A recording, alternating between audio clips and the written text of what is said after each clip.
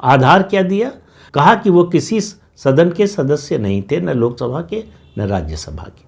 परंपरा यही है कि जो सदन का सदस्य रहा हो या ऐसी कोई अंतर्राष्ट्रीय विभूति हो, उसके ही शोक में प्रस्ताव पारित किया जाता है, और नहीं होने दिया।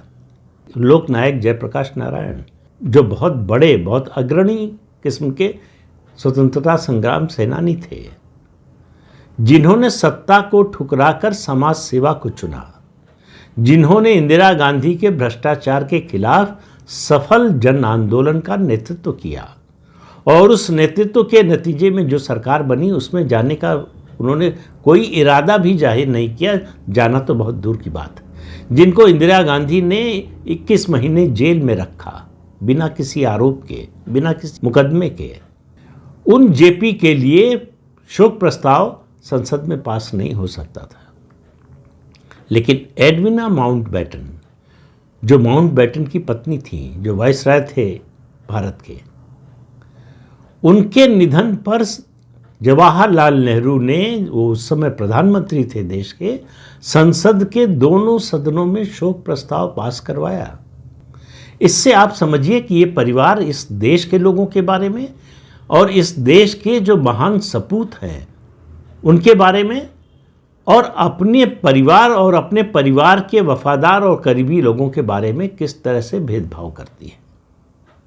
इससे आपको समझ में आ जाएगा। इतना ही नहीं, पूर्व राष्ट्रपति प्रणब मुखर्जी की बेटी ने एक पोस्ट किया। कांग्रेस पार्टी ने जो नाटक शुरू किया कि मनमोहन सिंह का समाधि स्थल बनना चाहिए, उनके फ्यूनरल के लिए जगह दी जानी चाहिए यमुना किनारे, ये सब बातें कही। उन्होंने कहा कि कांग्रेस को ये सब शोभा नहीं देता।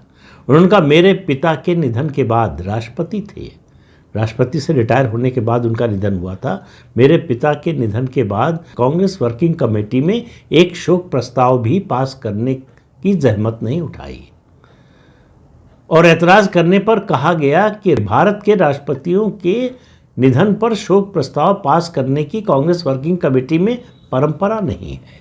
फिर शर्मिष्ठा लिखती है कि ये बिल्कुल सरासर झूठ था।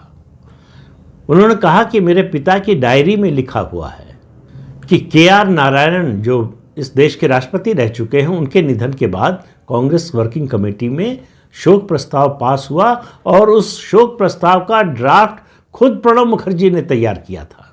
यह है कांग्रेस पार्टी और गांधी परिवार का दो मुहांपन।